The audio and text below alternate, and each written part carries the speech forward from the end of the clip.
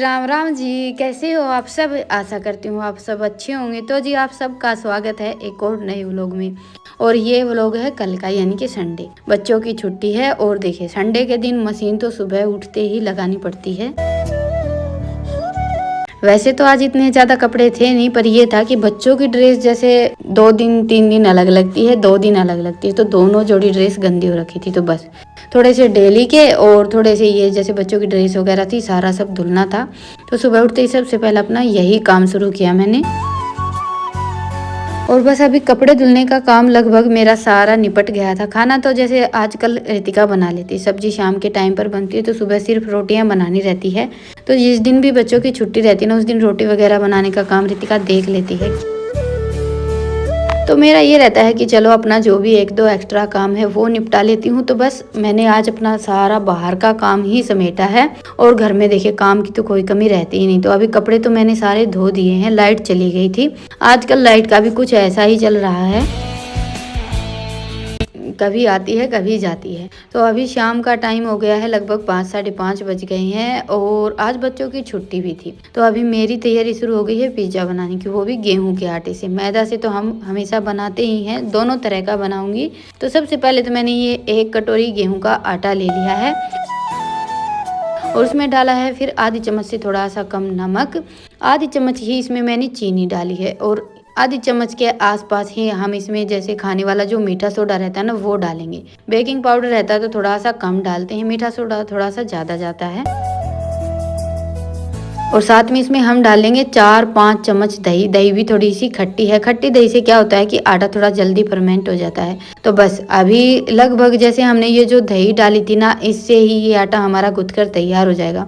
थोड़ी बहुत ज़रूरत लगेगी तो हम इसमें बस 1-2 चम्मच पानी डालेंगे, क्योंकि ज़्यादा नरम तो हमें आटा लगाना नहीं रहता। जैसा हम डेली रोटियों के लिए लगाते हैं ना, बिल्कुल वैसा ही आटा गूंथना है। तो जी बस अभी आटा मैंने लगा लिया और इसके ऊपर लगा दिया है बिल्कुल थोड़ा सा देसी घी। घी या तेल आप कुछ भी लगा सकते हैं, और कोई तेल तो हमारे घर में रहता नहीं। और सरसों के तेल से आटे का एकदम से रंग बदल जाता है, तो इसलिए मैंने देसी घी लगा दिया था। उसके बाद फिर ये 1 कटोरी मैदा ले ली है और इसमें भी हम सेम सारी वही चीज़ें डालेंगे, जैसे कि मीठा सोडा, साथ में चीनी, नमक और दही। ये सारा सब डालकर बिल्कुल नरम सी, जैसे ही हम रोटियों के लिए आटा लगाते हैं, सेम वैसी ही मैदा लगाकर तैयार कर लेंगे। मैदा का पिज्ज़ा तो वैसे मैंने घर पर कई बार बनाया है। जब भी बच्चों का मन रहता है और सारा सब मिल जाता है तो मैं घर पर ही बना लेती हूँ। वैसे हम अगर कोई भी चीज़ जैसे पिज्ज़ा वगैरह ये सारी चीज़ें 1-2 बार घर पर बना लेते हैं तो बाजार का फिर हमें अच्छा भी नहीं लगता, क्योंकि गाँव में तो हम इधर उधर दुकान से जो भी पिज्ज़ा वगैरह लेते हैं ना, उस पर इतनी ज़्यादा चीज़ नहीं रहती है। तो इससे अच्छा है कि हम घर पर ही बना लें। और वही हमारे घर में तो बच्चों को पसंद भी नहीं आता है। तो बस अभी मैंने मैदा भी लगा दी है, इसके ऊपर भी वैसे ही थोड़ा सा घी लगा दिया था और तब तक बच्चों ने चूल्हे में आग जला दिया। तो सबसे पहले तो दूध रख देती हूँ गर्म होने के लिए। दूध गर्म होगा तब तक अपना जो भी 1-2 ऊपर का काम है वो समेटेंगे। और हाँ, हमें मैदा का तो जैसे सिर्फ 15-20 मिनट के लिए ही रखना रहता है। आटे को थोड़ा सा ज़्यादा, कम से कम आधे घंटे के लिए तो रखें ही।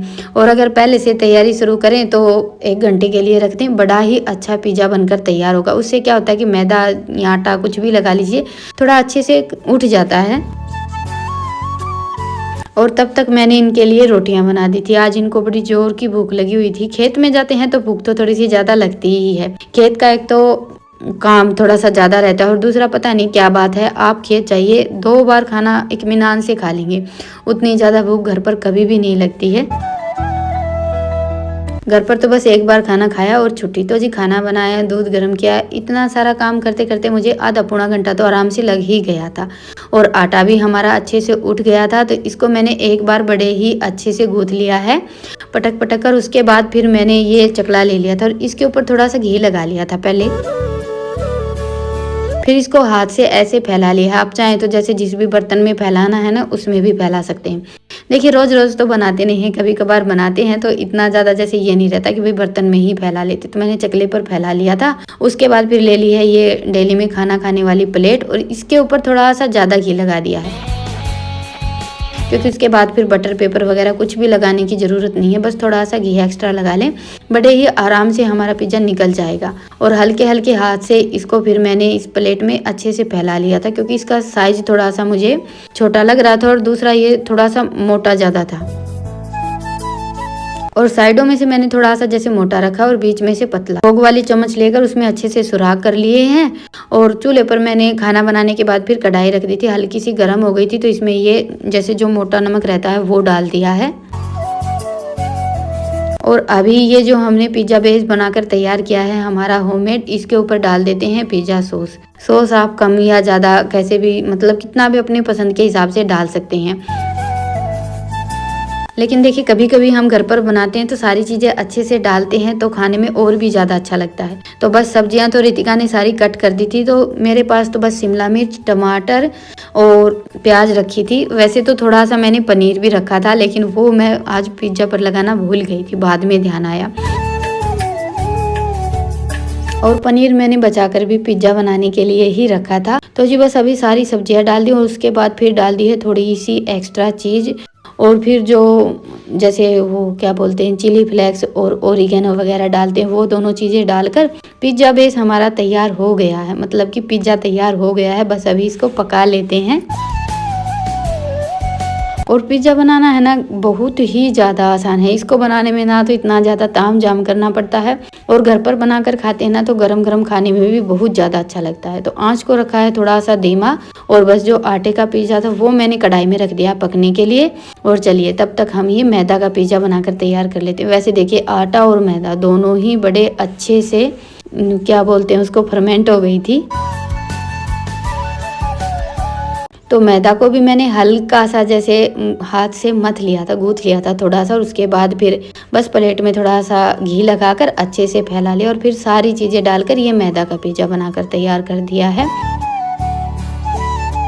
पिज़्ज़ा जैसे मैंने बनाकर रख दिया था, उसके बाद फिर क्या था कि थोड़ा सा जैसे टाइम लगने वाला था। ये देखिए पिज़्ज़ा हमारा फूलकर कितना जैसे साइज इसका बड़ा हो गया है। पहले मैंने बिल्कुल पतला सा बनाया था, आटे का था ना, तो इसलिए मैंने इसको इतना ज़्यादा मोटा नहीं रखा था। तो अभी इसको रखे हुए कम से कम 20 मिनट हो गई थी, और पिज़्ज़ा पकने में है ना 20-25 मिनट ही लेता है। आटे का पिज़्ज़ा ये है कि थोड़ा सा ज़्यादा टाइम ले लेता है।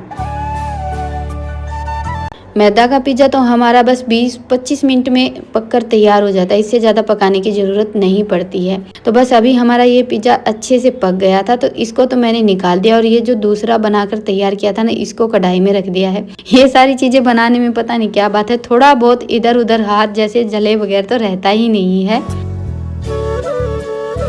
तो बस अभी जैसे एक पिज़्ज़ा पक गया था और दूसरा मैंने पकने के लिए रख दिया था। वैसे तो मैंने बच्चों को बोल दिया था कि भाई पिज़्ज़ा बनकर तैयार हो गया है, आटे का तो बन गया है, मैदे का भी अभी बस 15-20 मिनट में बन जाएगा। लेकिन उनका ये था कि दोनों के दोनों साथ ही खाने हैं, तो बस वो मैंने रख दिया था। और तब तक सोचा कि अभी सबका खाना पीना तो हो ही गया है, तो ये बर्तन धोकर रख देती हूँ। तो बाहर ही सारे बर्तन इकट्ठे कर लिए थे। अभी खाना बनाने का तो काम तो मेरा लगभग जैसे सारा सिमट ही गया है। ये तो खाना खाकर चले गए हैं, बस मेरा और बच्चों का रह गया है।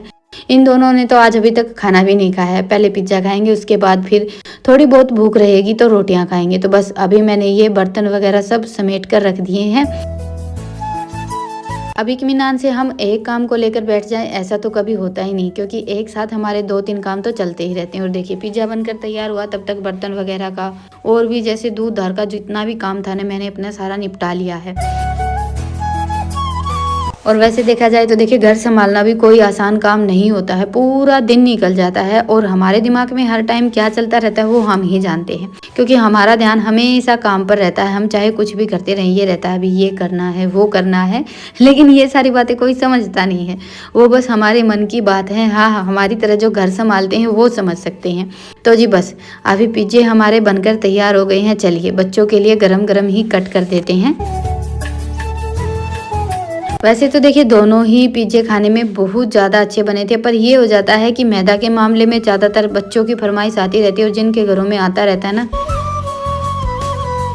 उनके लिए आटे का पिज़्ज़ा एक हेल्दी ऑप्शन हो जाता है। लेकिन हमारे जैसे कभी 12 महीने में 6 महीने में बन गया, उसके लिए तो देखिए मैदा का पिज़्ज़ा ही सही रहता है। तो पिज़्ज़ा हमारा खाने में काफ़ी अच्छा बना था। ये आटे का है जो पहले कट किया था, वो मैदा का बनाया था। तो बस अभी बच्चों को मैंने गरम गरम दे दिया था। वैसे तो मेरा भी काम आज सारा पहले ही निपट गया था, तो हम तीनों ने इत्मीनान से बैठकर खाया था।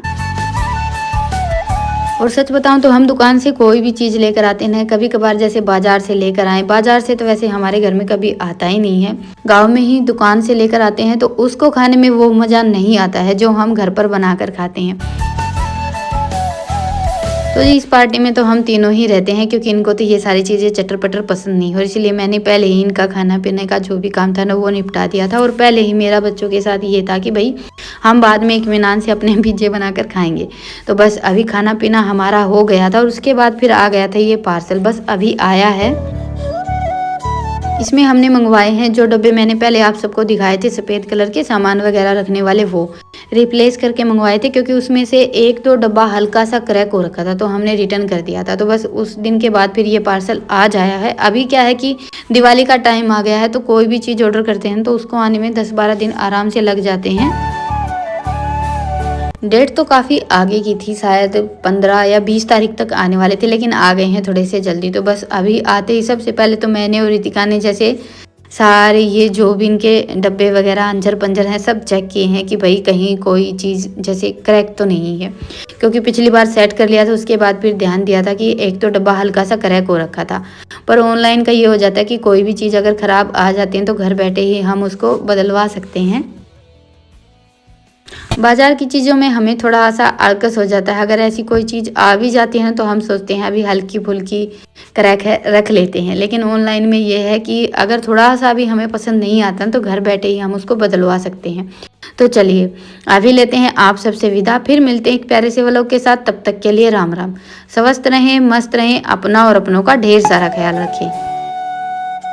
और हाँ, व्लॉग पसंद आए तो व्लॉग को लाइक करें, और चैनल पर नए हैं तो चैनल को सब्सक्राइब करें। चलिए फिर मिलते हैं, तब तक के लिए गुड नाइट, शुभ रात्रि।